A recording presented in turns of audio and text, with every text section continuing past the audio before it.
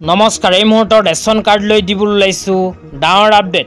তো যিসকল মানুহে ভিডিঅ'টোত ক্লিক কৰিছে অনুগ্ৰহ কৰি ভিডিঅ'টো স্কিপ নকৰি প্ৰথমৰ পৰা শেষ লৈ চাই থাকিব, কিয়নো অসম চৰকাৰৰ ফালৰ পৰা ৰেচন কাৰ্ড লৈ নতুনকৈ এখন গুৰুত্বপূৰ্ণ আপডেট প্ৰদান কৰিছে। তো ৰেচন কাৰ্ড লৈ নতুনকৈ কি আপডেট প্ৰদান কৰিছে যদি জানিব বিচাৰে তেন্তে অনুগ্ৰহ কৰি ভিডিঅ'টো স্কিপ নকৰি চাই থাকিব। লগতে মোৰ চেনেলত নতুন হ'লে প্লিজ চেনেলটো ছাবস্ক্ৰাইব কৰি মোৰ লগত থাকিব আৰু ভিডিঅ'টো ভাল লাগিলে অনুগ্ৰহ কৰি শ্বেয়াৰ কৰি দিব। তলত থকা শ্বেয়াৰ অপশ্যনত ক্লিক কৰি ভিডিঅ'টো এতিয়াই শ্বেয়াৰ কৰি দিয়ক। তো বলক ভিডিঅ'টো আৰম্ভ কৰি এই বিষয়ত আমি বিস্তাৰিত জানি লওঁ। তো আপোনালোকে মোবাইল স্ক্ৰীনত চাব পাৰিছে অসম চৰকাৰৰ ফালৰ পৰা ৰেচন কাৰ্ড লৈ এনেকৈ এখন আপডেট প্ৰদান কৰিছে। ইয়াতে কি লিখা আছে সবিস্তাৰে পঢ়ি আপোনালোকক জনাই দিছোঁ। ইয়াতে লিখা আছে পৰিপুষ্ট সমাজৰ দিশে আন এক বলিষ্ঠ প্ৰয়াস। খাদ্য সুৰক্ষা আইনৰ অধীনত প্ৰতিটো নৱগঠিত বিধানসভা সমষ্টি ৪,০০০কৈ সৰ্বমুঠ ৫,৪,০০০ গৰাকী নতুন হিতাধিকাৰী সংযোজন কৰা হ'ব। তো ইয়াতে কোৱা অনুযায়ী যিসকল মানুহে এতিয়ালৈকে ৰেচন কাৰ্ড পোৱা নাই সেইসকল মানুহৰ বাবে আহি গ'ল ভাল খবৰ। অসমত যিবোৰ বিধানসভা সমষ্টি নতুনকৈ গঠন কৰিছে সেইবোৰ বিধানসভা সমষ্টিত ৪,০০০কৈ নতুন ৰেচন কাৰ্ড প্ৰদান কৰিব। অসমত সৰ্বমুঠ ৫,৪,০০০ গৰাকী দুখীয়াসকলক প্ৰদান কৰিব ৰেচন কাৰ্ড। তো তাৰপিছত আৰু কি লিখা আছে সবিস্তাৰে জনাই দিছোঁ। তাৰপিছত কৈছে ২৫ জুন তাৰিখৰ পৰা অসম চৰকাৰে আৰম্ভ কৰিছে আবেদন। অহা ১৪ জুলাই তাৰিখৰ ভিতৰত কৰিব লাগিব আবেদন। ১৪ জুলাইটো অন্তিম দিন হিচাপে ঘোষণা কৰিছে। তো যিসকলে ৰেচন কাৰ্ড আবেদনৰ ফৰ্ম ডাউনলোড কৰিব বিচাৰে সেইসকলে pds.assam.gov.in অফিচিয়েল ৱেবছাইটত গৈ ভিজিট কৰিব পাৰে।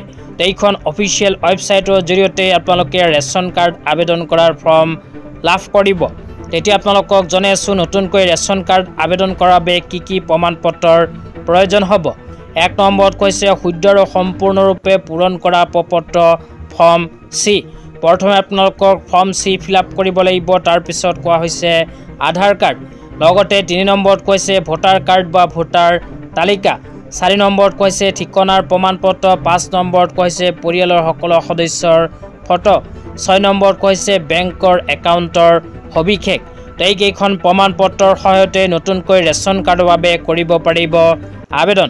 তাৰপিছত কৈছে ৰেচন কাৰ্ড আবেদন কৰাৰ বাবে যোগ্যতাৰ মাপকাঠি।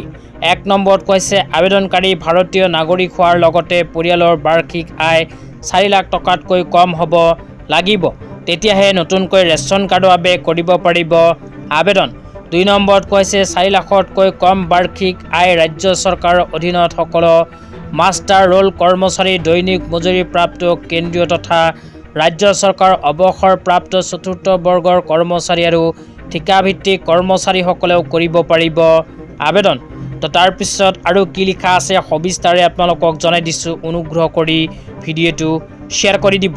তাৰপিছত কৈছে সম্পূৰ্ণকৈ পূৰণ কৰা আবেদন পত্ৰ ফৰ্ম চি প্ৰয়োজনীয় নথিপত্ৰৰ প্ৰতিলিপিসহ গাঁও পঞ্চায়তৰ কাৰ্যালয় বা পৌৰসভা বা পৌৰ নিগমৰ কাৰ্যালয় অথবা জিলা সমজিলা খাদ্য ৰাজহুৱা বিতৰণ আৰু গ্ৰাহক পৰিক্ৰমা বিভাগৰ কাৰ্যালয়ত গৈ জমা দিব পাৰিব আপোনালোকে এপ্লিকেশ্যন ফৰ্ম। তো আপোনালোকে ৰেচন কাৰ্ড আবেদনৰ ফৰ্মখন নিজৰ গাঁও পঞ্চায়ত অথবা পৌৰসভা বা পৌৰ নিগমৰ কাৰ্যালয় অথবা জিলা সমজিলাৰ খাদ্য ৰাজহুৱা বিতৰণ আৰু গ্ৰাহক পৰিক্ৰমা বিভাগৰ কাৰ্যালয়ত গৈ জমা দিব পাৰিব এপ্লিকেশ্যন ফৰ্ম। তো আজি ইমানেই। ভিডিঅ'টো চাই কেনে পালে নিশ্চয় এইটো ভিডিঅ'ৰ কমেণ্ট বক্সত কমেণ্ট কৰি জনাই দিবলৈ নাপাহৰিব। তো ধন্যবাদ।